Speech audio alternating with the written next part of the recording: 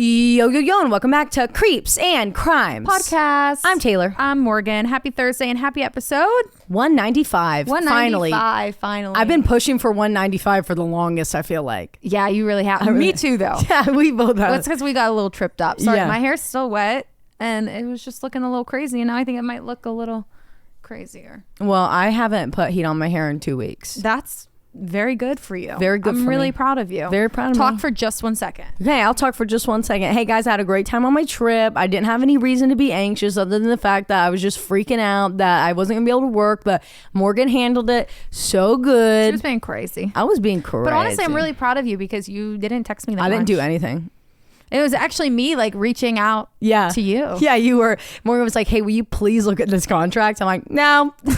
I'm reading Taylor's own contract. Yeah. I'm like, you need to look at this, ma'am. She texted me, was like, I'm about to respond on your behalf. And I was like, I can't respond. So go ahead and do it. I did. Yeah. I was like, do whatever you want, man. I'm not being a part of it. I felt bad for Maggie too, because there was at one point where like there was a real question that needed to be answered and I was gone, like nowhere to be found, not responding, like just not alive. Well, let me tell you where I was. I was at an Irish pub and that's what happened. Yeah. That'll do it. The second I walked in there, I heard my phone start going off. I didn't even look at it. I just put it in my purse. Whenever you were telling me last night that you left without your phone at one point during the trip. Shocking. Who is she? I left without my phone, I think twice actually. That's crazy. Yeah, and I was like really tempted to text off Logan, so I'm like, if you need me, I left my phone. And then I was like, she'll know better. If she really needs me that bad, she will call Logan. It will be that intense. So well, I'm glad you had a great trip. No sharks? No sharks. We did see some, like, well, one, dolphins? We believe one. We saw a ton of dolphins, tons and tons of dolphins. And then we saw a big ass sea turtle swam right up. Yeah, it was a big. Did you get in the water at all? Yeah, I got in the water a lot actually, because where we were in the water, I felt a lot safer than if I would have been a little more down, I think. And plus, like, it was so poppin' down there that I was like, if something happened, someone could get me. Someone will scream, you know. And you know me, I'm not going out too far. Right. Yeah. The deepest I'll go is like hips. No, I'll go further than hips. I'll go to like chest. Oh no. I'll go to chest. But no way. I will go to chest. But I used to the water though. You know, like I hate it. I really love it. And there's very few times a year that it's actually warm enough that I will get in it.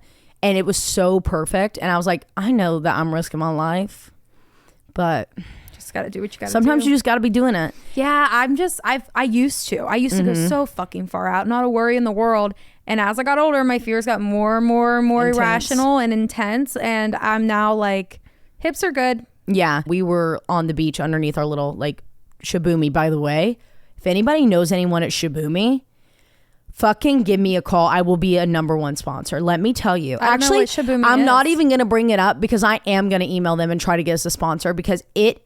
Is it a tent? Like a beach tent? It's kind of, yeah, but it's like a flag. So that flies from the back? Yes. And then it has the option to anchor down? I've seen that. We borrowed Amy's and it was like the best beach trip ever. You didn't have to lug a fucking tent down there. By the way, they don't even let you have tents at like most places anymore. But like it still counts as like a not tent, so you can use it. I put it up by myself, and I took it down by myself in probably 3 minutes flat.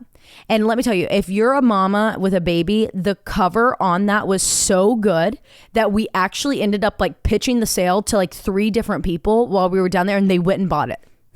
Shaboomy where? Shaboomy here. Shaboomy. And I was going to get a video of me doing it, but I was in a bikini and I was like, I'm just not at that point yet, you know. I'm just not there yet. And I was like, I don't know that I feel comfortable doing that. So I do have a video of me doing it, but it will never see the light of day. It's just it's nothing about like me being insecure or anything, because I don't give a flying fuck, but like it's just a little revealing on my body, and I don't know how I feel about that. I'm with you. A little bit sensitive about shit like that. So yeah, I've seen those on TikTok and I see other comments on like, what is that? I'm telling you guys, it was iconic. But if anyone buys Amy ahead of the trend. I know. If anyone buys it and we don't have a code yet, don't. Okay, I'm telling you right now. Or email Shaboomy and be like, hey, I heard about you from Creeps and Crimes podcast. I know they're trying to reach out, would love to buy, but wanted to make sure they didn't have a code yet. Let's be petty, okay? Let's get us that sponsor. Yeah, and let's go ahead and start DMing the Instagram of my dresser. Yep. everyone now. It's not come yet. What is it called? The Manhattan Company something like that. I tagged them on our latest dresser it's still not here saga. Yet? No responses? No answer on my emails either. All right, they're about to catch it. Yeah. And by really it, I mean close. these hands. Like they're really close to catching all 4 of our hands. They're right now. really close. And the other 100,000s of hands. Yeah, so that will catch it with them. really quickly. Yeah. Yeah. So anyway, fuck them. Fuck them. But love you, Shibumi. Please sponsor. I'm really glad you had a great trip. Yeah, I had a great trip. You needed a vacay, like a real vacay. I did, but my face did break out in cystic acne. The drive home. I don't know what happened right now, but I've got it deeply covered. Stage makeup right now. I can't wait to wipe it off. Yeah, like as soon as you're done with this, you need to go. I'm really embarrassed by it, obviously, but I do want to kind of talk. I don't want to not talk about it because I wish someone would be more open, more people would be open about it. Because why at 25 am I all of a sudden struggling with cystic acne? I was about to be like, no, breakouts? you're 26. No, you're not. I'm about to be 26. You're 25 years old. I'm 25. I'm a young little baby girl. So old. Yeah, you passed the halfway point of the 20s. Fuck. I will in a few next week. Yeah, no, but you're right. No one talks about acne in your later 20s. No, ever. Late 20s. In your fuck. Your mid 20s. Ooh. In your mid 20s. Not allowed. No, we're not doing that. I have an appointment today. I have an OBGYN appointment and I'm really stressed about it. Send a prayer. Say a prayer. I'm getting my IUD out, and before you guys start speculating, it's not because I'm trying to have children. It is because it is expired and it needs to go. And she needs a break. And I need a break. I've been on birth control since I was 13 years old. Yes. So it's time to... It's more than enough time. Regulate your hormones naturally, Morgan. So that's happening today, and I'm fucking scared. All I keep thinking about is the pain. I'm really excited for you just because of how good it feels once your hormones level. I'm excited for that part too. Aaron's acting like the world's ending. I'm like,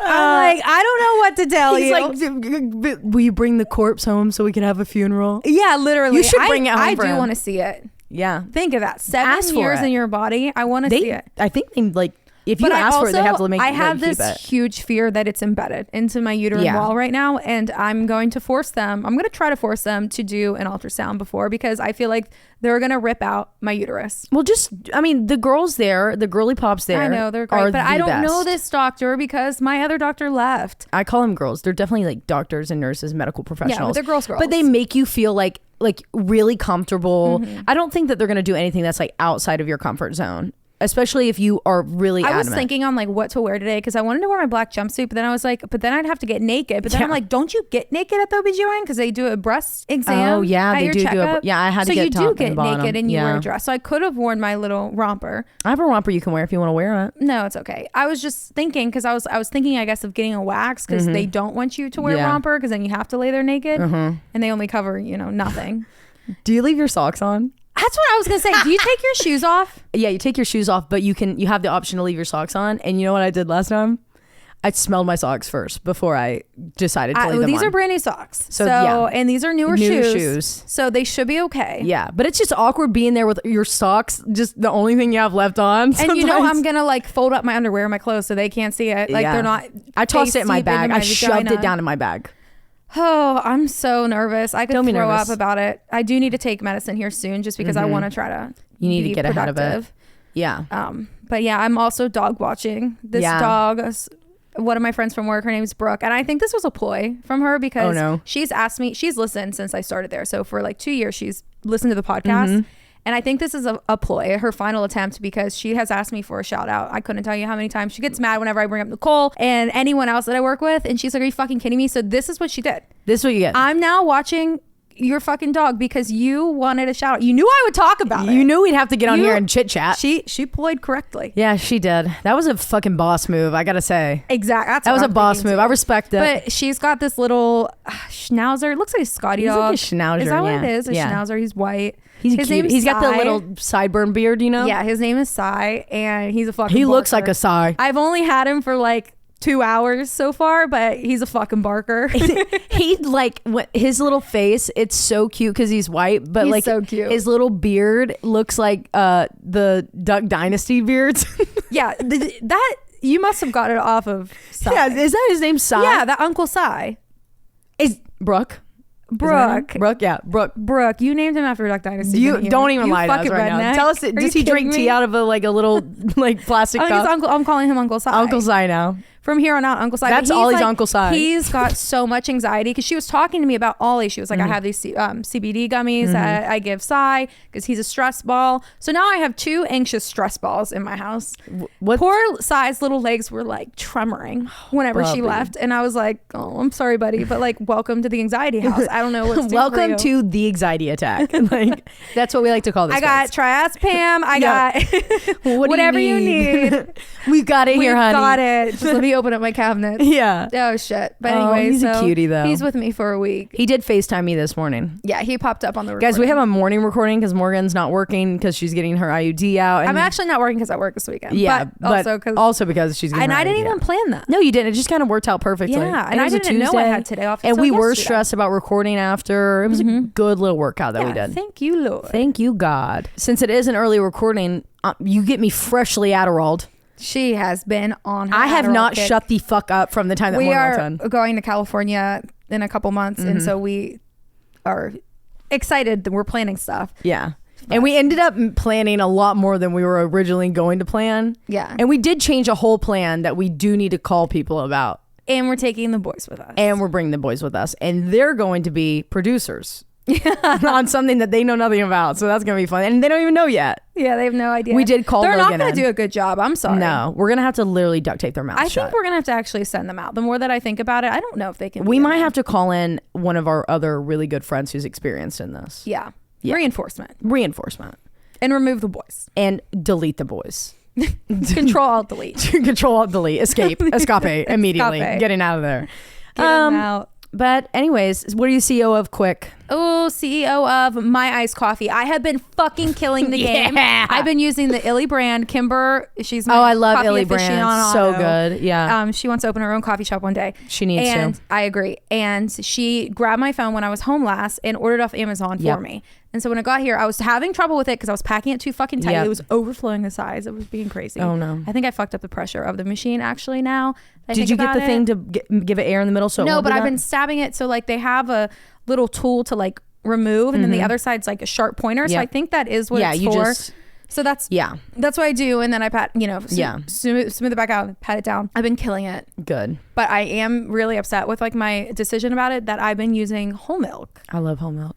Instead of, I like 2%. Whole milk's better in when you steam it and froth it in though. Like, well, I'm doing it in ice. Oh, okay. But I'm only doing whole milk because my Kroger order last time was out of the 2%. And so I'm a whole milk I bitch. replaced it with whole milk. I didn't grow up on whole milk. I didn't grow up on any milk. I didn't grow up on whole milk other than when the little girls were little and we used it to mix in their formula. Yeah. And that with fucking cereal, whole milk with cereal is like. Yeah, well, it's new to me. And I'm already fucking lactose. But anyway. Yeah, you can't have that. So I've been doing that and something Starbucks creamer. Yep. I don't know what it is. Yeah. Just a splash of it because I feel like the whole milk is too so much. sweet. Yeah, you got to be really careful. And it's been so good. I've been actually drinking it. Illy, all the different flavors of Illy too are carried at Fresh Market. I didn't know that Illy had different flavors. They have a bunch of different Are ones. they like real grinded like that in the cans? Different roast. Yeah, they have all that at Fresh Market. Because that's what it was. That is like the mostly. I even like Illy's instant one that you just like pour hot water in.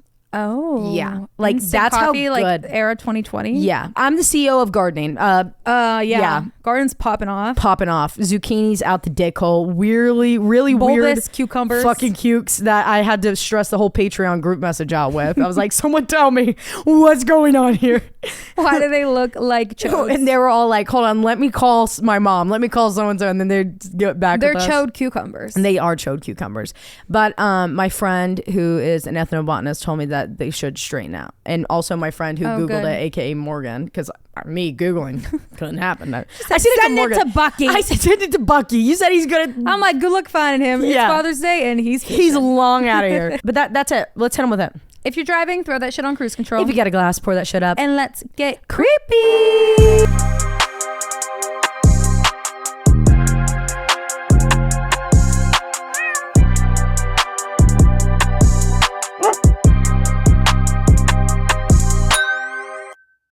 Okay, Morgan, what are you having for us today? Hey, wait, no, I remember the thing I wanted to talk about. Once I'm covered up here. I need you to say this sentence. I'm going to text it to you right now, okay? Something oil and turning. Aaron oil turning. What? What is the sentence? I saw it on TikTok, I think. Yeah. You should hear me say this. I'll say it when I'm done. 5 bowls of boiling oil. 5 bowls of boiling oil. Boiling? 5 bowls of boiling oil. See, I have to say it like that, but if 5 bowls of boiling oil. Now say it fast. 5 bowls of boiling oil. Can't. 5 bowls of boiling oil. There was another one. It was like for Midwesterns though, and it was like Aaron runs an I forget what it was. It was in the comments of that video. Oh, I gotta go find that one then. Yeah, I need to go find it. good. 5 bowls of boiling oil. I said it. I immediately saw it, so I turned to Logan before I heard the other person say it, and I was like, "Say this," and he says it totally fine, and I was like, "Okay." 5 bowls of boiling oil, and I was like, boiling oil. Fuck! No, Southern! No! How did this happen? It took me so long, though. I'm not gonna lie. Like, oil was the one that took me a really long time. You know what's funny though is that my dad also says oil. Yeah, because it's easier to say it that way. And I feel like Pennsylvania and Tennessee slang and like terms of like the mouth movement is really it's because the Appalachian Mountains. Yeah, it's straight up down Appalachian. That's straight up down Appalachian right there. That one's straight up and down that Appalachian. That oil and that Appalachian. That boiling oil down there in that Appalachia. Yeah. Wait, I didn't tell them about my snake. Oh no! Sorry, should I tell them real quick? Yeah, tell them. I'm at the gas station. I'm getting a Slurpee. Okay, I'm getting a slushie, and I'm going to check out. And in between the 2 registers, there's this little like box that holds like not Five Guys, Red Bulls. Five Guys. I don't know why Five Guys. I'd love if they did that. Holds Red Bulls, so it's like a little cooler, and it like kind of protrudes out from the desk. And I pay with my card, and I turn around, and there is a 3-foot long yellow snake sitting up there. What are those called? I don't know what it is. Not a barracuda. It's not a python. A python. Is it a python? I think that's a python. Yes, a yellow python in the middle of this station area in the gas station. I screamed an actual scream. I was like, "Oh my god!" And this guy comes around the corner from the drink side. Yeah. He picks up the snake. Oh, don't worry there, sweetheart. That's just banana. There ain't nothing to be scared of. I'm terrified of banana. Banana. Banana? My bad. Sorry, banana. Sorry to intrude, banana. Banana, I didn't know you worked here as an employee. You caught me off guard. And then he's like dangling and banana's like slithering up. And I was like, oh, wow. I was like, yeah, no, I'm not really a snake girl. And the woman behind the register, that is her husband. So that is also Banana's her snake. Banana's her yeah, son. them kids love Banana. They were in here filming them TikToks the other day with Banana. I even heard one of them call their mama and they were like, Mom, I need to get a snake. Oh. And all I heard that mama say was, oh, hell no. I'm like, oh, yeah, wow. Yeah. The snake was just crawling all over the kids in the gas station. Yeah, that sounds sanitary. Yeah, so they were like, I was like, I'll just I guess snakes are sanitary. Can I take a picture? So I'm taking a picture. I was about to ask, did you just turn around and immediately start snapping the photos? No, I asked him if I could take a picture, and he was like, you don't want a picture with him? I was like, I'll pass this time. Can you imagine if I sent you a picture of me in the Casey's gas station the police. holding a pipe? I would have called the police. What would you have done? She's been abducted and she's being forced against her will. Held at the Knoxville Zoo. She's being held at the Knoxville Zoo against her will. Please go save her. Anyway, so that was fucking crazy. Aaron texted me. I didn't tell him I was going to the gas station. He's like, where are you?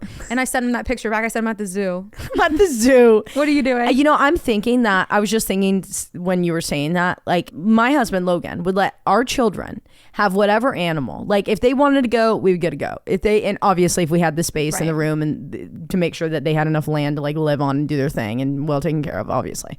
But like if they wanted a horse, we'd get a horse and it could stay at Mama and Papa's out there. It would be, you want a chicken, we'll get chickens. There's nothing that Logan would say no to. Dogs, cats, tarantula would be a no. Maybe an alligator he would even be okay with. A fucking snake, he would be like, I can't, I'm sorry. He would have nightmares about it. There's just something about them. A pig, they could have a pig. It's just, Logan has this like really bad fear of snakes. Did you show him a picture? Oh, I guess I posted it on my story. I don't think I showed it to him because we were about to get in bed and I was like, he will have bad nightmares. Yeah. All night long. Yeah, well, it was there. It was there. It showed all it. I wanted was my Slurpee. All I wanted. Banana was making sure that. Banana was making sure that. You did it safely? That I paid. That you paid. Security, banana. Yeah. Okay, so anyway, I am covering the Bermuda Triangle today because it goes hand in hand with Taylor's case, and she texted me and was like, cover the Bermuda Triangle, only if you want to, but cover it. I didn't say it like that. I covered it. And if there's one area that we all know and hear of that is absolutely unexplainable growing up, I feel like everyone knows about the Bermuda Triangle. Yes. It's the Bermuda Triangle. The Bermuda Triangle, or the Devil's Triangle, sometimes people call it that, covers an area in the Atlantic Ocean of about 500,000 square miles. And I'll talk about how this ranges, but sometimes it goes upwards to 1.5 million square miles. Okay. If you look on a map, the triangle sits southwest of the United States, hitting 3 locations of Miami, Florida, San Juan, Puerto Rico, and the island of Bermuda. But the exact boundaries of the Bermuda Triangle are not universally agreed upon. So like a lot of people will argue that it extends all the way up to like Ireland, and it's like majority of the Atlantic Ocean. What's that airway called? Oh, transatlantic. Is that what it's called? Transatlantic, right. Yeah, they'll say that it extends upwards into that. And like a lot of people disagree. I feel like that's a different thing. On where the Bermuda Triangle is. Yeah. So again, the total area range varies between 500,000 to 1.5 million square miles.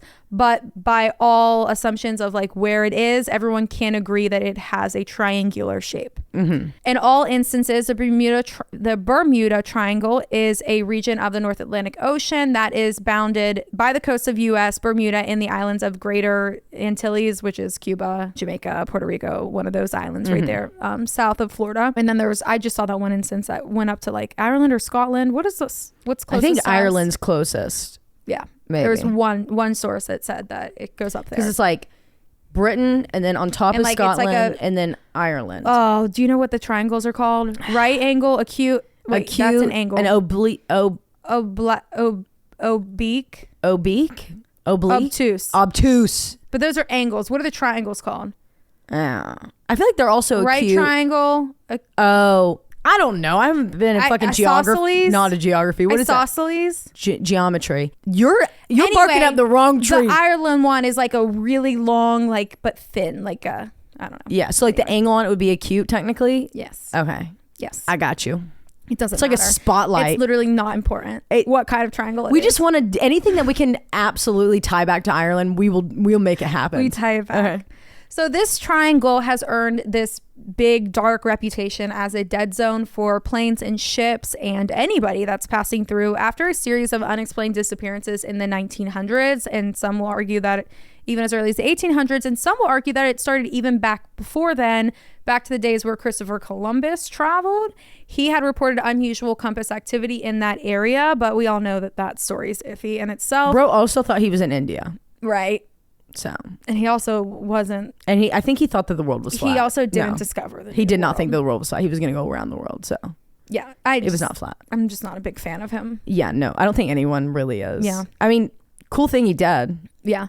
So the most notable cool thing he did, but maybe didn't. But maybe not. The most notable incident and what really kicked off this urban legend was the disappearance of the USS Cyclops. This disappearance, as one of the Navy's biggest fuel ships, marks the largest loss of life in the history of the U.S. Navy. Whoa. It was March 1918 when this massive ship sailed from Brazil to Baltimore through the Bermuda Triangle, and it was carrying 10,800 tons of manganese ore. I think that's how you say that. And 309 crew members. It set off on a really good day. The weather was great, and the ship's first and only message indicated that there was no troubles. However, the ship was never heard from again. The entire area was searched, but nothing was ever found. No remains of the ship or any crew members have been found, and the captain of the USS Cyclops never sent a distress signal or anything, and no one had responded to the radio calls from any of the other vessels in the area. Like no one saw it. Right. Is where I'm going to say. But this USS Cyclops, and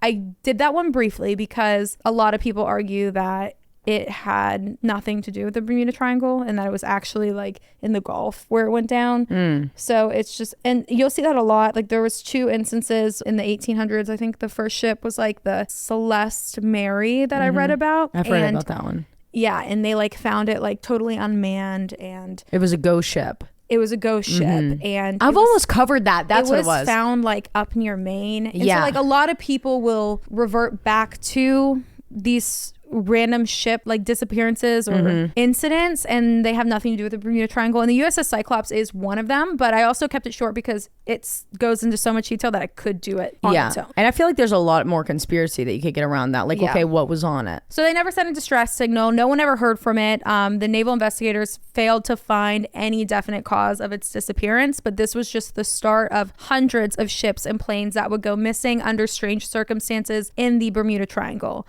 Not even 5 years later, after the USS Cyclops, was the disappearance of the Carol A. Deering.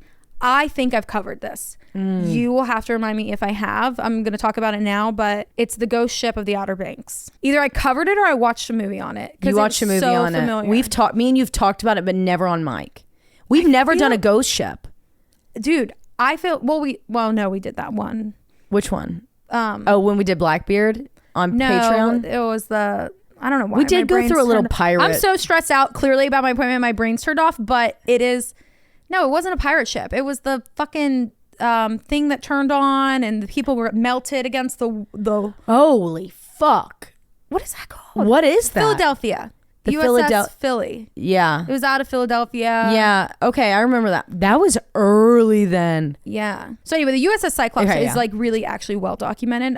But it's one for another day because we'll come back. Yeah, exactly. And this Carol A. Deering is kind of the same as the USS Cyclops. Some will argue that it has nothing to do with the Bermuda Triangle because of its geographical location being in North Carolina. But some will argue that the Bermuda Triangle actually extends up the East Coast to North Carolina. We got to get a new name for that side. Yeah. It can't be all the Bermuda Triangle. Right. Exactly. Like I think it's just like the Atlantic Ocean. Yeah. Okay. It's just like itself. I mean, it's got to be haunted. Scary. Think about the shit that went back and forth, back and forth, back and forth. Right. So this ship is referred to as the ghost ship of the Outer Banks. It was launched in 1919 out of Bath, Maine on the Kennebec River. And its first trip was to head to Virginia to load the cargo up with coal. And then they were going to transport that cargo from Virginia to Rio de Janeiro, Brazil, under the command of Captain F. Merritt. Now, this Captain Merritt was very well-versed in commanding a crew and the ship. He had served in World War I and was cited for both bravery under fire when they're called schooner boats, I believe that's how you say that. The Dorothy B. Barrett was sunk by a German boat in 1918. So just 1 year before this ship, the Carol A. Deering, took place. So he was captaining another ship. It got sunk by the German Navy. And he was able to save his entire crew during the sinking. He's like a Sully. Yeah, so everyone lived off of the sinking of that ship. Wow. So a year later, he's now setting out to Rio de Janeiro. And on luckiest son of a bitch ever. On August 26, 1920, the ship had cleared the Virginia Capes. However, Captain Merritt... I did talk to Tex and it says Captain America. That's hilarious. Captain America's here.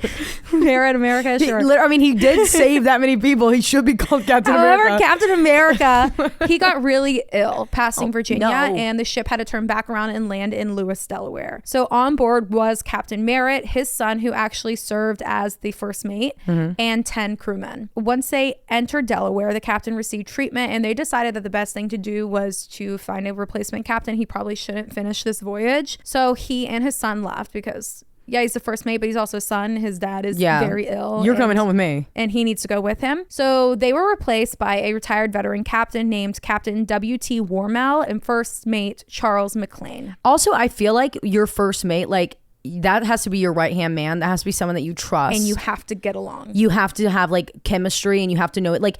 If me and you if I was gonna be a captain of a ship, I'm like, well, no one else can be here but Morgan. Right. Not even my own husband. Right. I'll fight him. And that's one thing that's really important is that you have to get along, and you'll see why in the story. So right away, the two of them, Captain Warmell and Charles McLean, the first mate, there were some problems. Apparently, the captain and the first mate really despised each other, and being on board a ship with such close quarters didn't really help the conflict between the two of them. They had some past history that was not well. Regardless, they left Delaware and they arrived at Rio de Janeiro. And while the crew was on shore leave so they could go about and do whatever they wanted, the captain met with another captain who was an old friend, and his name was Captain Goodwin, and he was captaining another cargo vessel that also landed in Rio at the same time. So they're just out at the docks, I guess, or wherever, the shipyard. Yeah, just hanging out. And they're just chatting. While talking to Captain Goodwin, Merritt was only speaking nasty things about his crew. Oh. He was saying how he couldn't trust them,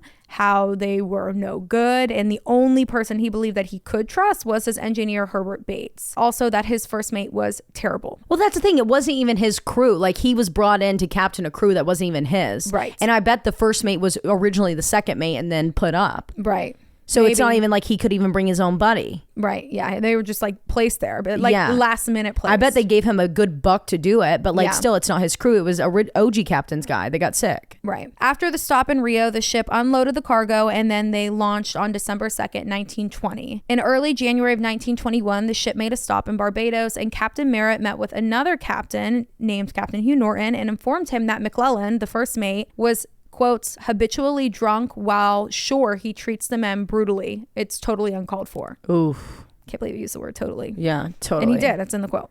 They asked him if, are you worried about mutiny? You're worried about an uprising? Like, are you good to go back on the ship? Because like, that's concerning. Do we need to handle this? Your first mate is beating your men, but also you don't trust your men. He's drunk. Yeah. Everyone's drunk. Like, this is a serious safety concern. And he kind of responded like, no, I don't think the men are going to turn against me. But they both were just chit-chatting and agreed that it wouldn't really take the whole crew to start a rebellion. So it was a little sketchy. Yeah. No one seemed to trust Captain Merritt, and to make matters worse, before arriving in Barbados, the first mate, McClellan, had yelled at the captain and said, quote, I'll kill you before it's over, old man. So this is what Merritt's telling all these captains. He's going around, he's at every stop, and he's like, just so you know, if something fucking happens, it's McClellan. Yeah, it's that motherfucker right there. Around January 9th of 1921, they continued their voyage back to the United States, and it appears as they made their way back, the log entries on the ship's map were filled with Captain Merritt's handwriting, and that's when things started to change. It seemed that the handwriting was different. It changed. Someone's been like filling it in. Mm-hmm. And it continued all the way up towards North Carolina, heading towards the Cape Lookout Shoals, which is like Cape Hatteras era, I think is where it's at. Area. You said it. Cape Hatteras area. I did say that. According to the Sunken Ships, OBX, which is like this online it's a whole thing. OBX, Outer Banks. Apparently there's a lot of ships sunk in Outer Banks. Don't go there. Yeah. If you're on a ship, don't be there. Yeah, and if you're swimming or scuba diving, don't be there. Ghosts. Yep. There was a letter that was circulating amongst the American consular officers that had to do with Deering's route, and it said, quote, on January 29th, 1921, the American schooner Carroll A. Deering, sailing at the rate of about 5 miles per hour past Cape Lookout Lightship, North Carolina. At the time, a man on board, other than the captain, had hailed the lightship and reported that the vessel had lost both of their anchors and asked to be reported to his owners. Otherwise, the vessel appeared to be in very good condition.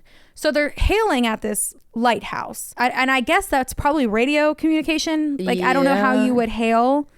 I mean, and how would you let them know you lost 2 anchors? Right. Well, it could have been like telegraph maybe, but how the fuck do you lose 2 anchors? Right. Well, they didn't. Yeah. He's a fucking liar. He tied the captain to it. Yeah. Then on January 30th, Captain Henry Johnson of the SS Lake Elan, which was floating around nearby, just chilling around nearby, just taking a little relaxing float, quote, sighted a 5-masted schooner, which is the type of boat, about 2 points on our starboard. They passed her at about 5:45 p.m. and about 25 miles southwest from this light vessel, this lighthouse. We think that this schooner was her, but we found not her name. There was nothing irregular to be seen on board this vessel, but she was steering a peculiar course. She appeared to be steering for Cape Hatteras. Okay. The following day, on January 31st at 6:30 a.m., there was someone on lookout duty named Surfman C.P. Brady. What a name. Wow. He was a surfman, but his name is C.P. Brady. Right. But I want saying that all together. Yeah, that was crazy. How do you be a surfman? He was on lookout duty at the Cape Hatteras Coast Guard station when he spotted the Deering, and it had all 5 masts set, and it was riding on a sandbar on the Diamond Shoals. Earlier that morning, it was very windy out of the southwest, and the sea was really rough, and the tide was strong. So they were concerned. They sent out 2 lifeboats from 4 stations, the Big Kinniket, the Cape Hatteras, Creed's Hill, and Hatteras Inlet, to attempt to reach the ship, the Deering. They arrived in the area by mid-morning, and once they got on board, there was nobody there. It was unmanned. Keeper C.R. Hooper of Big Kinniket Station stated that the Deering was, quote, driven high up on the shoal in a boiling bed of breakers with all sails standing as if she had been abandoned in a hurry. Ooh. Another keeper, J.C. Gaskell of Creed's Hill, stated that, quote, she had been stripped of all lifeboats as the ladder was hanging overside. So there was no lifeboats at all on the ship. Yep. The ship was unmanned, so there would have been 10 10 crewmen and a first mate, a second mate, and a captain. Yeah. Total. Once on board, the rescue team discovered that the steering gear was disabled. There was charts that were scattered about the master's bathroom, and food was set out in the galley and on the stove. They noticed that the ship's log and navigation equipment were missing, along with the crew's personal effects. And also the ship's 2 lifeboats were missing. And so these rescue ships removed the rest of what they could be salvaged from the schooner, which kind of fucked up any sort of investigation, because I don't know why they would do that. Yeah. But the big question was, what happened to the crew? Over the years, there have been numerous theories, but to this day, no one still knows the answer to this question.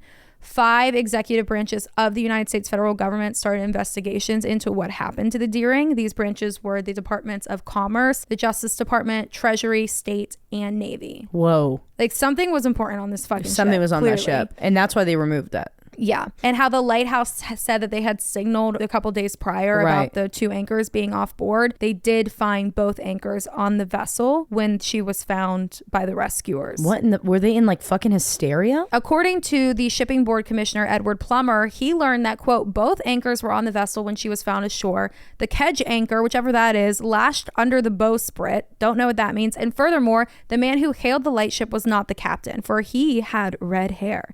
And according to the record of the owners, there was no red-haired man in the crew.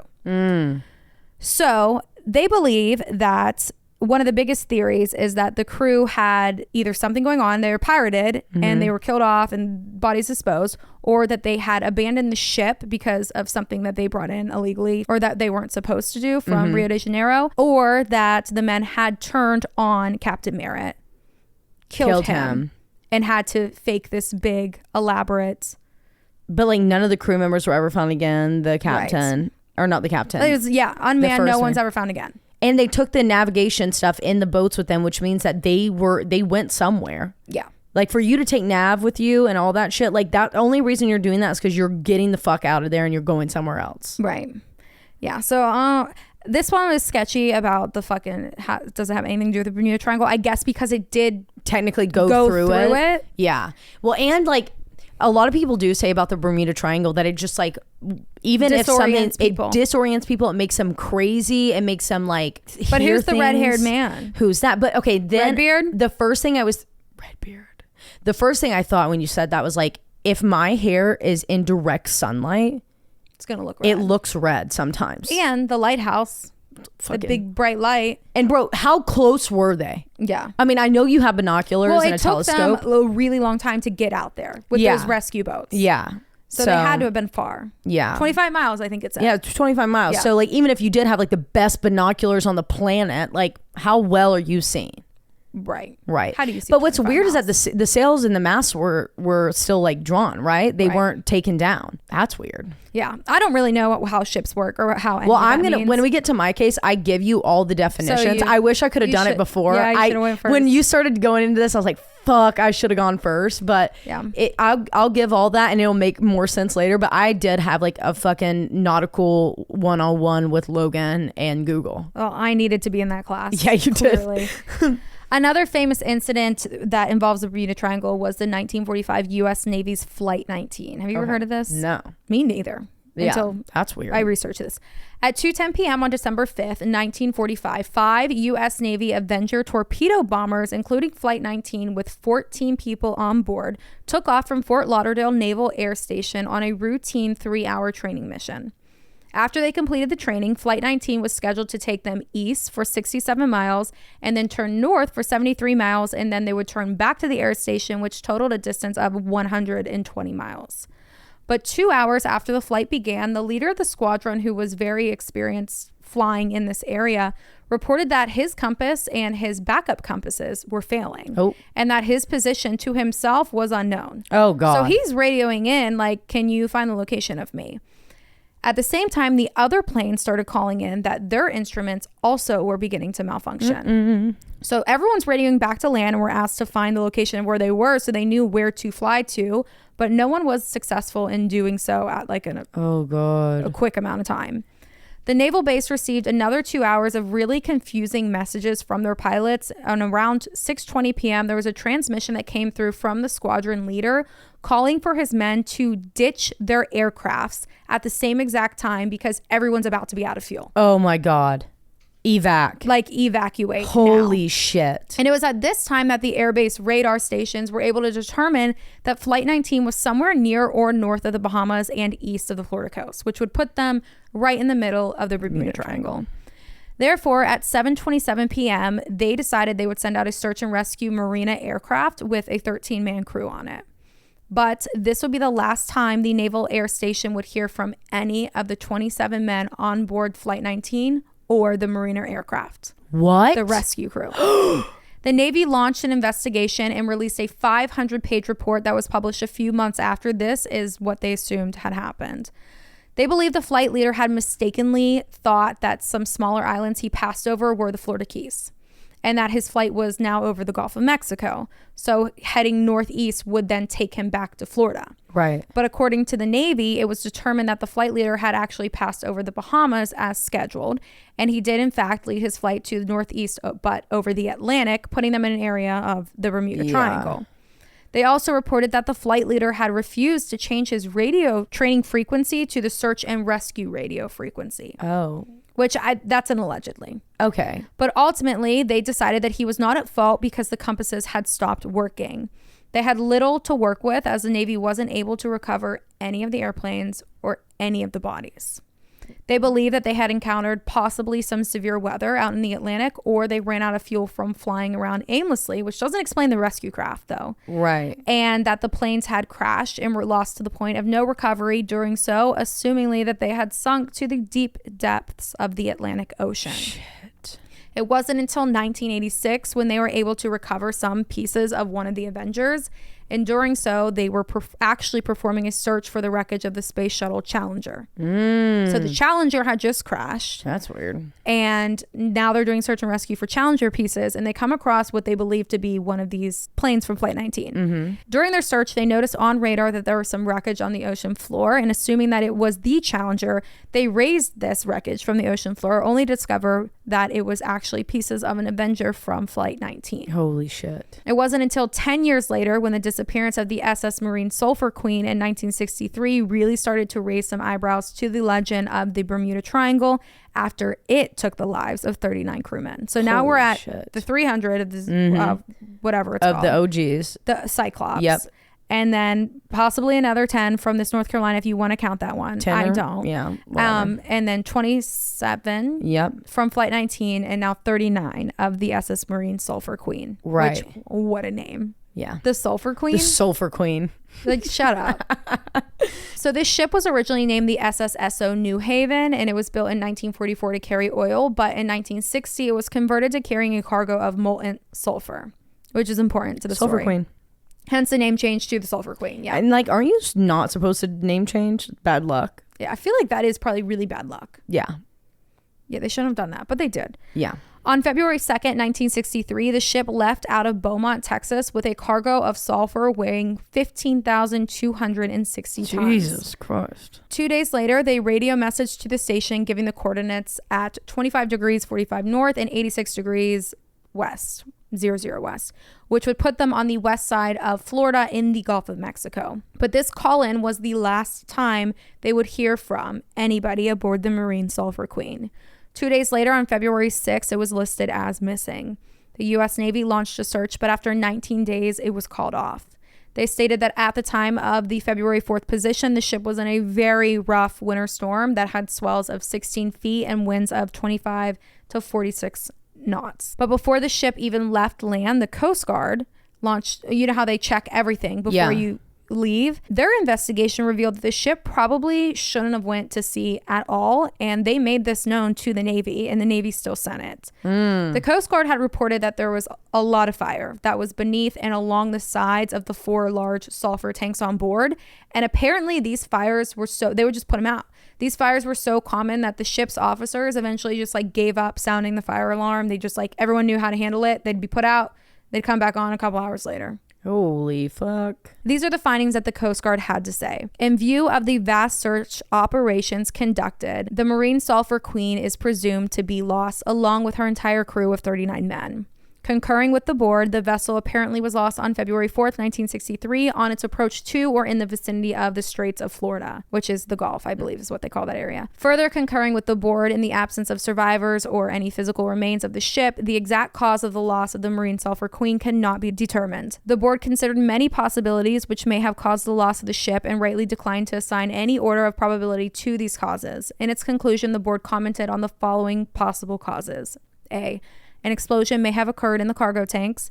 B. A complete failure of the vessel's hull girder may have caused it to break into two. C. The vessel may have capsized in weatherless conditions. And D. A steam explosion may have occurred as a result of a rapid filling of the void space with water. Ugh. The record contains ample evidence to support the board's supposition. So that's what the Coast Guard released. So near Key West, Florida, 10 years later on October 15th, the SS Sylvia L. Osa also went down. In their search and rescue efforts, they found a couple life preservers and other debris items, and some people will argue that that was actually the marine sulfur. Oh. But others say that no, that's the Sylvia Osa. Okay. Which I don't actually talk about that boat, but if I spent the time to talk about every boat, I would be here for days, maybe years. I'm not sure. But look, hey, good cases for us to keep in our pockets. Exactly. Because, you know, each summer we do want to do at least one boat. Yeah. Because they had little to no evidence, the cause of the missing ship remains unknown, and the vessel had never been recovered, along with the lives on board. God, that's awful. Now, when I do say hundreds of disappearances happen in the triangle, it could be more, could be less, because there is no known number reported, because officials don't like to associate a lot of the events with the Bermuda Triangle. Yeah, because it's like so you have to respect the ocean. Like those nautical people don't fuck around with that. This is also like very, very conspiracy theorist of me to say, but like this extreme conspiracy theorists will say that like they'll report that they found remains like all the way in Texas, even though these remains were specifically found in the Bermuda Triangle. Right. Like they alter their findings and investigations to avoid the drama of the Bermuda Triangle. Yeah, I mean, because also that is a massive, like, where the Bermuda Triangle is, it's like the main trade routes for the U.S. Like, exactly. What are we gonna do? Hurt our fucking trade? Yeah, exactly. And that's also, this is very political for me to say right now, so this might be edited out, but this is also where Russia is right now. Yeah, down in Cuba. Tell them to maybe go to the Bermuda. You guys want these coordinates? You should head to 25 degrees north. Go ahead and check it out. You want to know what all the hubba is about? You want to get... That's weird. Yeah, that is weird. Especially when I talk about the conspiracies, that's really weird. Yeah, that is weird. But what I do know is that if I went through every single report that was anywhere near the Bermuda Triangle, I would this recording would be a year long. I think, truly. 100%. Like, truly. So this idea that there was something mysterious or something dark happening in the Bermuda Triangle appeared first in an article written by Edward Van Winkle Jones of the Miami Herald, and this was released on September 17th in 1950. And this was followed by Fate magazine 2 years later, publishing an article called "Sea Mystery at Our Back Door," and it was the first article to actually lay out this triangular area where all of these losses took place. In this article, they listed out everything. They listed out Flight 19. They listed out things from World War II, the disappearance of a tramp steamer from 1945. I mean, it goes back. The disappearance of the ship, the Star Tiger. There was a British South American Airways passenger airplane. The disappearance of a fishing skiff with 3 men. The DC-3 charter flight. Like, there's a lot of a ton. And this is the first article which condensed it all in 1952 that actually was released, which is so long ago. Yeah, it was so long ago. And had that many to list already. Yeah. That actually was like piecing the things together. Like right. The first researcher to be like, something's fucking going on here. Something is really fucked. But these publishings grew the idea of the urban legend of the Bermuda Triangle and have sent out researchers into a frenzy trying to figure out what happens in that area of the Atlantic Ocean. Of course, to this day, no one knows, but there are theories. So let's talk about them. But first, I also want to call bullshit on the fact that these publishers or these article writers were the first to discover the Bermuda Triangle, because pirates knew about it. Yeah, this has been a legend for years and years and years prior. Yeah. Yeah. I mean, according to they put a name to it. According to Captain Jack Sparrow. Yeah. Stay away from that area. Yeah. The Flying Dutchman says no. The Blackbeard says no. Yeah. So here are the theories. Number 1, a time vortex. So around this start of this theory, or around these articles, Albert Einstein was releasing a lot of things about space and time. And he said that the curvature of space could cause even light to bend through it. Ooh. So some theorists believe that Albert Einstein was actually really studying the Bermuda Triangle. The crazy theorists believe that. But and they believe that time as a force of nature can also get warped based on your location. So the Bermuda Triangle is one location on Earth where this is a theory, where the fabric of time is so thin that travelers can slip through it and they can emerge on the other side of either in a completely different time frame. And this theory was not proven, but like justified, I guess, in 1970 when there was a Floridian pilot named Brew Gernon Jr. His father and their friend Chuck Lafayette were flying towards Bimini Island in the Bahamas. And they spotted up and this is a case that I'd love to cover by itself, so briefly. Oh my God, yeah, don't go into too much detail. And they spotted up ahead this like really strange cloud, which scientists would tell them it was electronic fog hovering. That's a whole thing, that's real. What? Electronic fog, and it was about 500 feet above the ocean. I want that for my birthday. Upon entering the cloud, they saw a, quote, uncanny spectacle. They said it became really dark and black. It wasn't raining and the visibility went shut. There was no lightning bolts. It was only these really bright white flashes that was illuminating the entire area around the plane. God. And the deeper they got into this cloud, the more intense these flashes became. So they did a 135-degree turn to the left, headed south out of the cloud, except once they exited the cloud, they did not come out of the storm 90 miles away from Miami as they should have. Instead, they had traveled through 100 miles of space and 30 minutes of time in a little more than 3 minutes. So they were 100 miles away from where they were supposed to be. Fuck? From going through this cloud. So that's the one theory, which would be a time vortex / electronic fog. What? I want that one for my birthday. Yeah, that's Next pretty week. good. That's what I want. The second one, of course, is aliens. This one is pretty huge around the Bermuda Triangle. Theorists, UFO enthusiasts will argue that this triangle is called a Stargate, and it's an area for ETs to use for intergalactic travel. Many believe that it was actually Flight 19 that may have been swept into this UFO portal. And because they said that the weather that day was clear, there was no evidence that there was a big storm like the Navy had said. And the flight was supervised by a very experienced pilot who has flown this course numerous times. And he was training. Right. He knows this course. I'm just still kind of hung up there he refused to change his... I'm I feel like maybe he did go over there. They fucking alter all their findings. Right. Okay, so are you saying that he went there and couldn't pick up anyone, so he just came back to the other one and was like, I fucking can't get over there? Allegedly, I saved this for this theory. Allegedly, the captain or the pilot who was Lieutenant Charles Carroll Taylor. Is it a captain? I think it's both. I think captain too. I don't know what the difference is. I think you're right. If you're on this is captain. So you say captain even when you're on a boat or a plane. Allegedly, he made a radio call.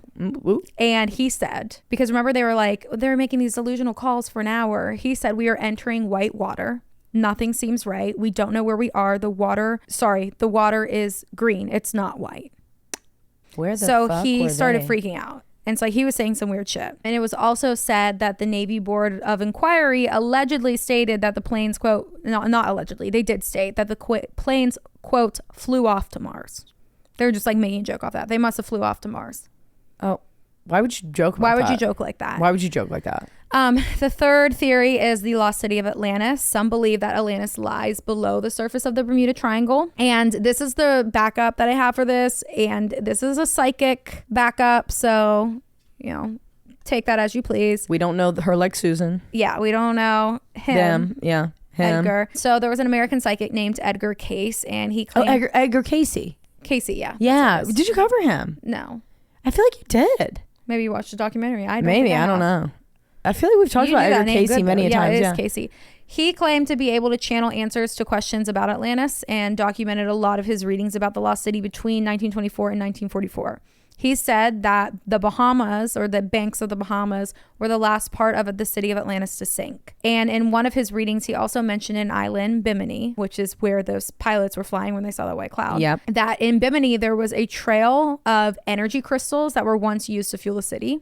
Because that's what people believe Atlantis was fueled on, was these crystals. Right. The Emerald City. That's what it's called, Yep. right? And these electromagnetic forces were said to be able to cause interference with any airplane or ship or any electronic system, causing them to vanish, which is why people think that Atlantis is underneath the Bermuda Triangle and these crystals are still on and they're fucking with any sort of GPS or communication device. That's a really good theory. Yeah. If we had more evidence on Atlantis. Yeah, so these crystals that once possibly had powered the ancient city could still be active in interfering with ships' navigational equipment. And then in also 1968, there was a scuba diver named Manson Valentine, who was very large in researching Atlantis and looking for any sort of evidence of Atlantis. He discovered a series of these stones at the bottom of the ocean near this area, the Bahamas of Bimini, that appeared to be forming a road. And he believed that it proves, I've seen pictures of this. I feel like I have too, yeah. And he believes that it proves the existence of Atlantis, at least a city there. Yeah, or at least like some infrastructure. Yeah. Fourth is magnetic fields. This is one of the most popular theories. And basically it's that electromagnetic interference could cause compass problems. And this theory claims that the Earth's natural magnet has a very high pull, which will redirect the compass and other sophisticated equipment that you may use to do travel. And that piece on Earth just has a little higher reading than anywhere else. Like Mount Shasta has that too. Exactly. Yeah. But then make it a no fucking fly zone. Right. Number 5 is trapped methane gas. This is one that's mostly widely accepted as We've talked about this one before. Yeah, that was the melted people on the boat that you covered forever ago. Was that the methane one? I think that's what I would have talked about. Okay, yeah. So basically there's methane pockets in the earth, and during seismic activity these pockets will open up and they'll release massive amounts of methane gas into the waters, which will decrease the density of the water, which will destabilize the ship. Yep. However, methane hydrates are present in other areas around the world. So people would be like, well, why not there? Why only here? That's why people will debunk it. But if that gas were released into the water, some experts believe that it could sink ships and even cause planes to crash. And it would potentially happen very rapidly in just like a quick amount of time, like seconds. Yeah, like which wouldn't allow those to radio for help or right. abandon ship or anything like that. Right. They just dip down. That's one theory. That's terrifying. Yeah. The next is water spouts, which are basically like a tornado in the ocean, and they have been seen. They're very common in the Bermuda Triangle. I've seen one. And during this weather phenomenon, the water from the ocean is sucked hundreds or thousands of feet into the air. And in addition, the part of the Gulf Stream that moves along the edge of the Bermuda Triangle, which often leads to really high waves, which could easily capsize boats. But when you factor in water sprouts and giant quickly forming waves and possibly hurricanes as well, because that's common there too, you could see that this could be a disaster for anybody flying or driving, boating, floating through it. Yeah, doing their thing. Whatever they want to do. 7 is a little, these actually next 4 are really outlandish. So Atlantish? They're Atlantish. They're Atlantia? Atlantish? Atlantish. That's a good one. So the 7th one is a comet. Some people believe that there was a comet that had ended up in this portion of the Atlantic Ocean thousands of years ago, where the Triangle of Bermuda is, and this would have led to a change in the region's electromagnetic properties, which goes back to that fog cloud and the field and the methane and everything that goes up. So it's not, I guess it's not super Atlantish, but yeah. The next one is crazy, and that is the USA's Arctic base. Oh, whoa. The Arctic stands for America's Atlantic Undersea Test and Evaluation Center, and it is believed to be located on Andros Island, Bahamas, in the center of the Bermuda Triangle. Okay. Theorists argue that the government works there with aliens, and the base is for testing alien technologies, not submarines or naval weapons, as the government will claim that they do. However, again, this is just a giant rumor. Yeah. I think that's for bomb testing, right? But like, imagine, it reminds me of that one movie, the Meg. Is that what it was? Where they went underwater into that like testing facility. Yeah, that's what was that. The Meg. Yeah, the Megalodon. Yeah, it had to have been. Number 9 is the Kraken, of course, taken under by a giant fucking squid in the middle of the ocean. Kraken. The legendary Kraken. And 10 is Portal to Hell. A lot of people speculate and consider that the Bermuda Triangle is one of the gateways to hell here on Earth. All right. Which I should actually cover the gateways to hell, because there's that would be some fun. Cool ones. That would be fun. Which is, they believe, is where the name Devil's Triangle came from. I really like the Kraken. I think the Kraken is the most reasonable. The Kraken can reach planes. Yeah, that's what I'm saying. It can reach up, grab it. I actually like electronic fog. Yeah, or what is it called? The electronic fog. Is that what you called it? Yeah. I really want to. I just want to know a lot more about it. Like I know there's other instances where people have went through it. Yeah. And it reminds me of Manifest. Yeah. Anyway, I know I kind of slacked on that one, guys, but I will say that a lot of these could be cases in themselves. Yeah, there's a lot more. And the boat stories are really cool if I could just break them down and go into each and every one. So I will one day. But you did a great job. Well, I wanted to include some boats. I wanted to include some planes. Yeah, because it just like when you do like a place like that, there's so much geography that you have to put into it. Mm-hmm. And then nautical shit, call the police. No, fuck that. Call the Navy. Call the Navy. Call the Navy. Yeah, don't call the us. Optic Base. Call the Kraken. Call the Kraken, if you will. Can we get the Kraken up on the phone? I fear that the Kraken is on the phone. And Taylor wants to go through electronic fog on her birthday. I would love to go. Anyone can make that happen. If you could bring me some electronic fog. That would be great. That'd be great. Thank you. Thank you, Morgan. That was a great one. You're up. Thanks. My turn. Okay, so today I'm going to tell you guys the case of the Bluebelle. And the reason I'm calling it this, it just helps me condense it a little bit better. I don't know what I'm going to title this, but I'm calling it right now. Or another like really common name for this case is Orphaned on the Ocean. It's also the name of the book that is written by one of the survivors in this case. Oh my gosh. Yes. So the case I'm going to tell you today. Oh, wait, one more thing. Trigger warning that there is death of children, and I will be discussing suicide. The case I'm telling you today is one that quite literally took my breath away. And I'm not completely sure how I came across it. Maybe it was someone reading the book that I just talked to you guys about, a conversation that I overheard on the beach. But either way, it just like happened. It came to me. I was like, oh, I got to cover that. And I don't know when or where, but it was sometime this week when I was at the beach. I quickly bought the book Alone, Orphaned on the Sea, and read it within a literal day of buying it. I read that in addition to every single archived news article that I could potentially find from the 60s and every interview that YouTube could give me in a search. So this is a case, of course, but it's also a survival story that will blow your mind. Forewarning, the Bluebelle is a ship, and I'm going to be using a lot of maritime language just like Morgan did. I fucking hate maritime. I'm going to explain all of it in detail to you. In fact, I'm going to start off by giving you some of the like basic definitions that like once Logan explained these all to me, I was like, okay, now this case makes sense. But prior, I was like, I literally have no idea what we're talking about here. I'm just going to go through a few that are just important so I don't have to stop and, you know, kind of mess up the flow of the case. So we have a ketch, which is a twin or two-masted sailboat. And then a mast, when I say two-masted, is the tall pole or spar that stands up vertically at the center or the back of a sailboat that holds the sails and like other things, but it's also used to like climb up, navigate, hold lights, etc. A dinghy, most people know this, but it's a small boat or raft. A skipper is slang for a captain of a boat, so a skipper and a captain are the exact same. The bow is the front of the boat, and so like the pointy that goes forward, the pointy front of the boat that goes forward. The stern is the back of the boat, which is typically like squared off, and then the port is the left side if you're standing at the stern looking at the bow. So like if you're driving the boat, your port is your left side and your starboard is your right side. Okay. Got it. It was approximately 12:35 p.m., so in the afternoon on Monday, November 13th, 1961, when a crew member on the oil tanker Gulf Lion spotted something in the water. It was a man on a small wooden dinghy, frantically waving, floating in the middle of the Northwest Providence Channel. Immediately, the crew members of Gulf Lion alerted the captain and began a rescue operation, calling in the distressed man and Discovery to the Coast Guard. As they got closer to the man, he yells out to them, "Help, I have a dead baby on board." Once they were right up on the dinghy, they asked the man to identify himself, to which he says, "My name is Julian Harvey. I am the master of the ketch Bluebelle. I have a dead baby here. I think her name is Terry Jo Dupperault."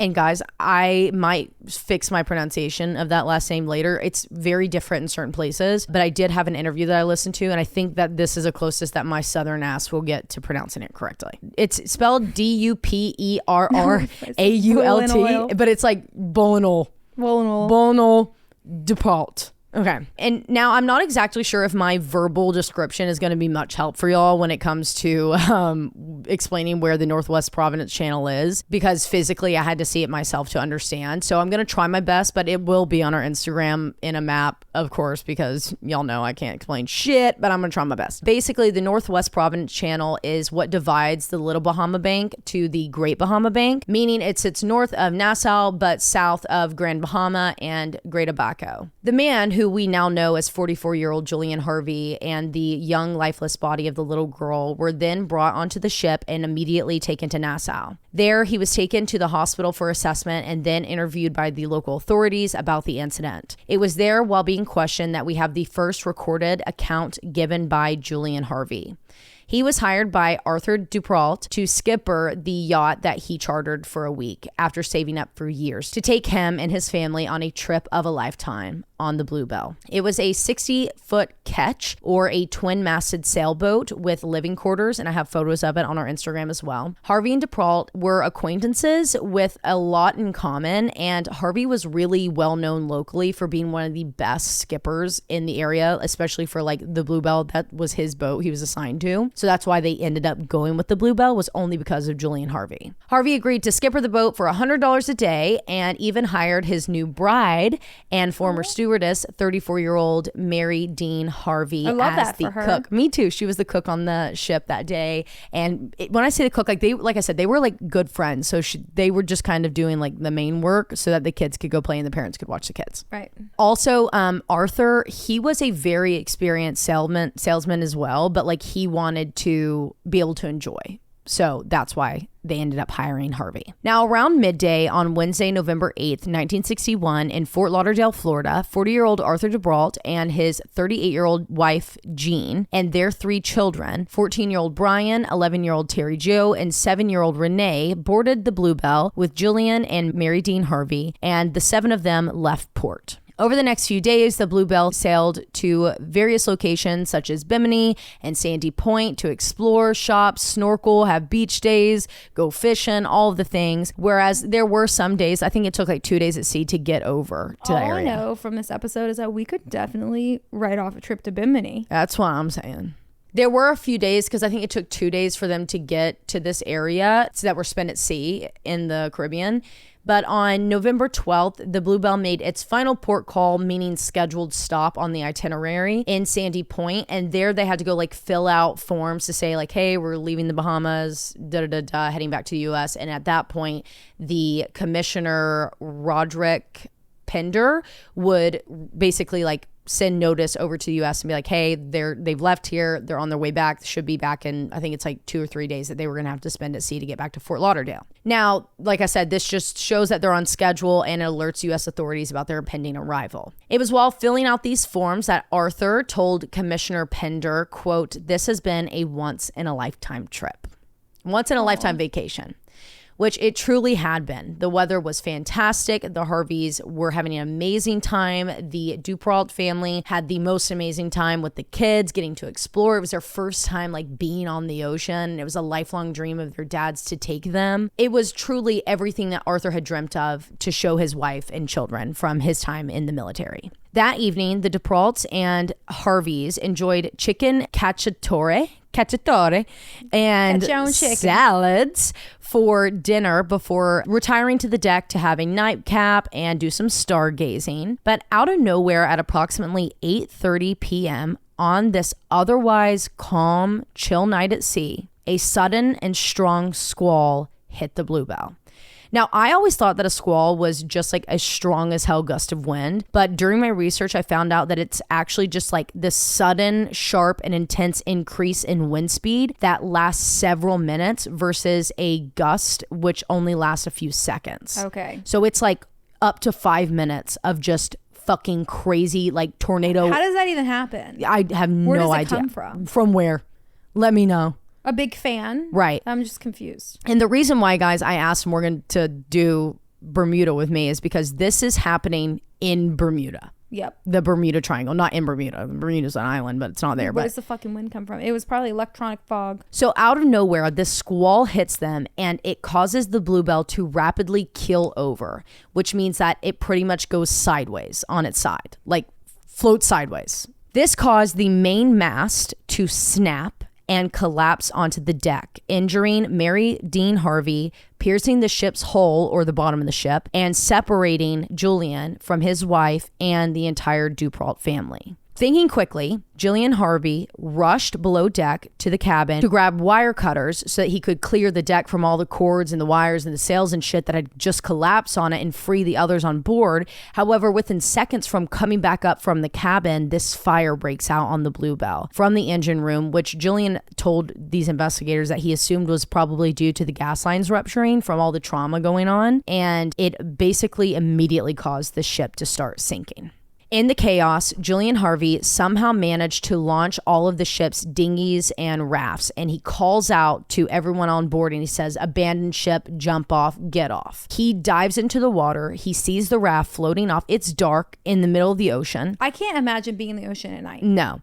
So he starts swimming over. He gets there. He pulls himself in, and you know it's loud because the ship's sinking. There's people screaming. He's going over there. So he gets in the boat, and no one else is in there. Julian Harvey did his best to try and save all of the members of the Dupperault family and his own wife, but unfortunately it was nearly impossible due to them being tangled in the wires and the sails. It just dragged them down with the boat. Not to mention the lack of visibility with it being completely dark outside. This entire tragedy also unfolded within minutes. Frantically, now in this eerie silence, Julian internally panicked as he just strained his eyes as hard as he could to just try and see or hear one of his friends and loved ones. Moments later, the body of one of the little girls floated to the surface in an oversized life vest that looked to have been put on in a panic. He quickly grabbed the little girl out of the water and attempted to revive her, but unfortunately his efforts were fruitless. Julian grieved as the chaos faded away and the realization set in.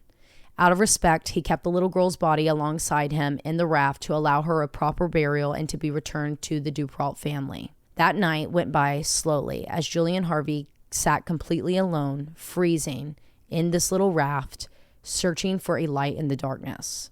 But when the sun rose Monday morning was when the real panic set in for survival. And he explained to these investigators in the Bahamas when he was being interviewed that it was at this point that he thankfully spotted the Gulf lion. So he tells this entire story that I just told you to the Nassau authorities. They record it and they begin their investigation. And immediately there were two things that caught investigators' eyes. Number one, the dinghy that he was found in, the life raft, was filled to the brim with various different survival supplies, food, water, protection from the sun, flares, knives, like anything that you could imagine that you would need if you were going to be if you're going to be lost at sea. Is that normal? Like, I feel like you fill your, like... So, yes and no. Like, there's always a kit in there, but the majority of the shit that was in there was, like, you would have had to have grabbed it and, like, put it in there separately and had time to do that. And he never once mentioned, like, maybe he saw it floating and picked it up. Like, he never once mentioned that in his story. And then the second thing was that as he's recounting this entire tragic event, he is doing it in an extremely calm demeanor. From the time that he was pulled aboard the Gulf Lion, rescued from the ocean with the body of the little girl, to the time that he was interviewed, he was cool as a cucumber. Both of these things were easily explained away, though, because of Julian's military experience and his reputation. According to the article from Time that was archived from 1961, that came out a week after this incident, 44-year-old Julian Harvey served in the Air Force for 16 years, flying in North America, Europe, and the South Pacific in World War II. He also won special commendations for deliberately ditching planes in the James River to pretty much be a test dummy for evacuation procedures. In Korea, Lieutenant Colonel Harvey flew 114 missions and was decorated with an air medal with 8 oak leaf clusters and a DFC with cluster, meaning that if there were two things Julian knew by heart, it was how to be prepared and how to process traumatic events, which is what they explained away to being like, he says, like, I had that shit in there. Like, I don't get on a lifeboat and just depend on whatever the fuck might have been left in there from the owner. Right. I stock it up. Also, yeah, like, I feel like if I was on a trip like that, I would too. Yeah, me too. Especially if I'm the skipper of it and you have like little kids on board and stuff. Like, you want to make sure you're really, really prepared. Plus, there was just honestly no way that they could disprove his account, as A, he was the only survivor, and B, the Bluebelle went down over a 2,000 to 2,500 meter deep channel. Oh. And if meters don't compute for you like they don't for me, that's over a mile or 27 football fields deep. 27 football fields deep? Yeah, that's deep. Deep. Therefore, he was released and returned to Miami on November 15th, 1961, just 3 days after the tragedy, to face further questioning by the U.S. Coast Guard, who were still conducting their own investigation into the Bluebelle. Therefore, they put him in a Miami, or I don't know if they put him in a Miami hotel or if they held him. I'm not sure, but I do know he was in a hotel, I think by them. Yeah, in a Miami hotel by them.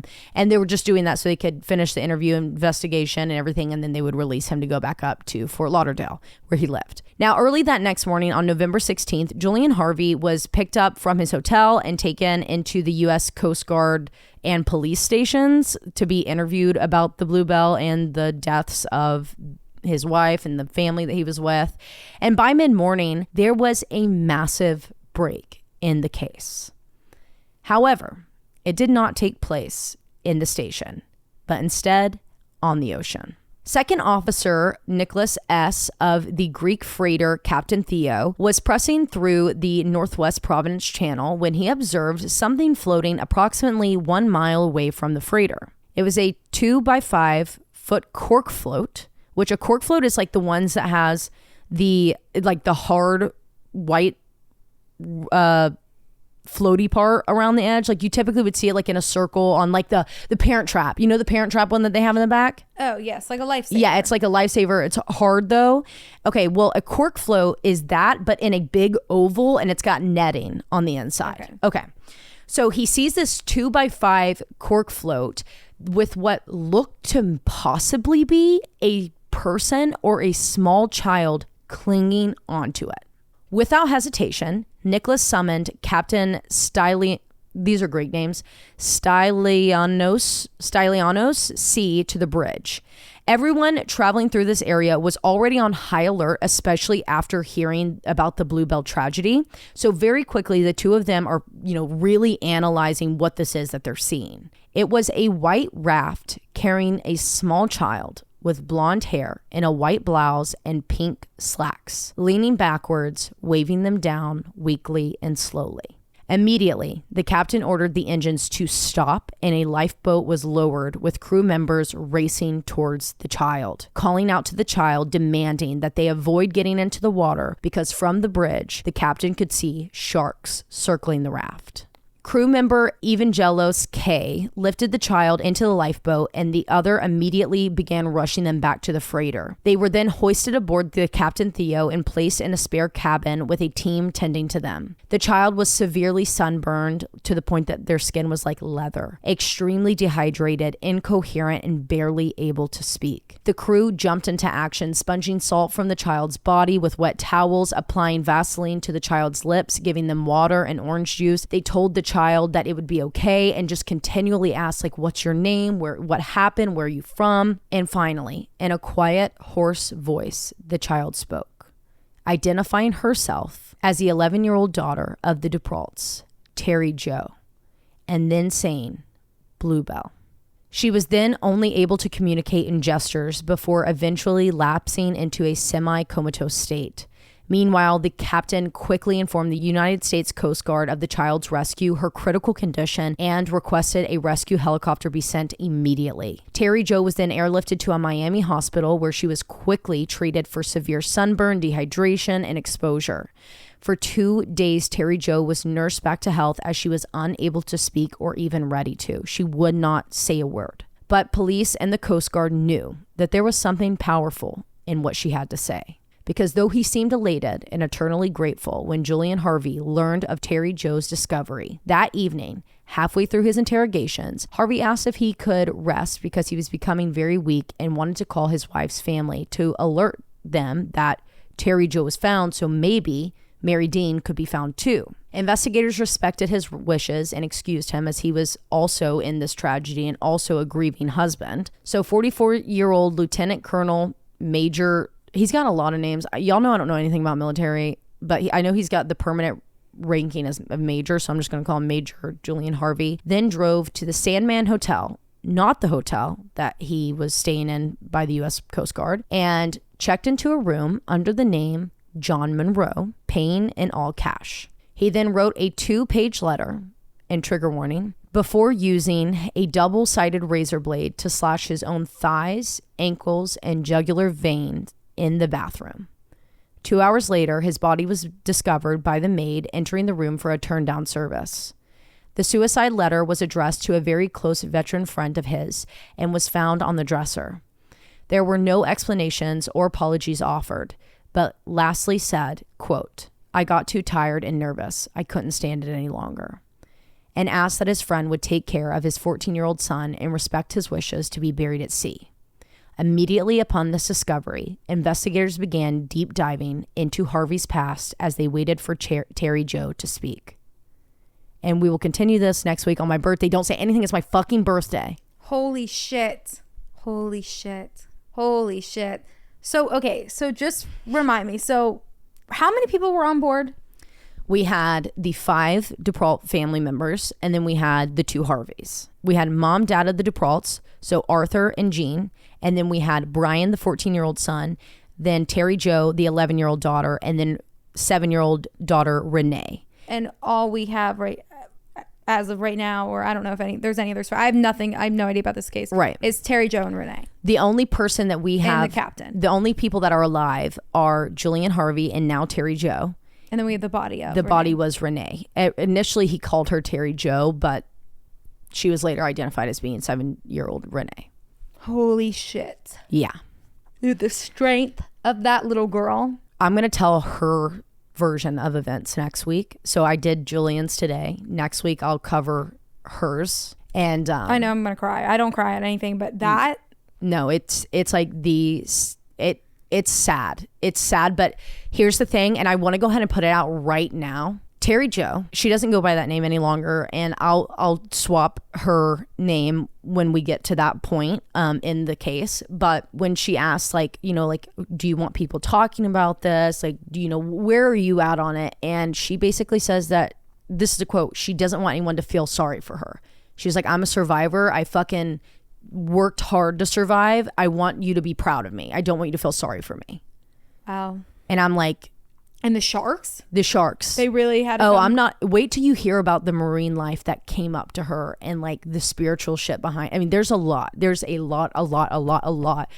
case is so I never heard of it, but why do I feel like I've seen a movie? That's exactly what I thought when I saw it. And I was like, but I tried to see if I could find one, and maybe there is one that like a Lifetime. Maybe it's like because I have like 2 more chapters to go, and the 2 chapters that I have are kind of like more of like modern, what happens today. Mm-hmm. So that's what I have to do. I've read the majority of the book at this point, so I'm gonna pick up next week with. I feel like it's a Lifetime movie. It has to have been. I'm not kidding. I think it's a Lifetime movie. Yeah, and guys, I might do this a little different. I'm depending on the way that these recordings shake out. I might give it to Patreon, part 2 early to Patreon, and then technically kind of early for you guys next week if I can, but it's my birthday. Don't take any promises that I'm giving you. She's a birthday girl. I'm a birthday girl. Don't fucking talk to me. Well, definitely do talk to me. Tag me in your story. Tell me where you're listening. But like at the same time, which a lot of you did. A lot of you did. And guess what? That one only went out on Patreon. I didn't do my whiny bit on here. Oh, that was Patreon. Guys. I put out there was an episode that was supposed to go to y'all. It was a plead for. It was a plead for me to be like, will you just tag me in your stories?